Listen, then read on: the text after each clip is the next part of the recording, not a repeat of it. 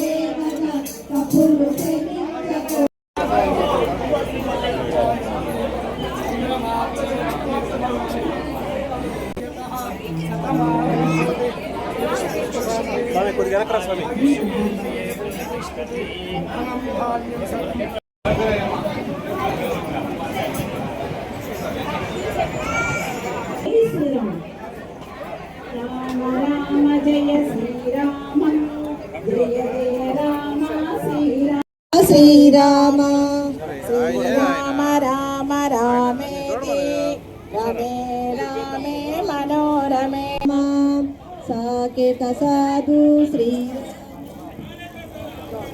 శ్రీరామ రామ రామేతి రమే రామే మనోరమే సహస్రనామ తత్తుల్యం రామనామ.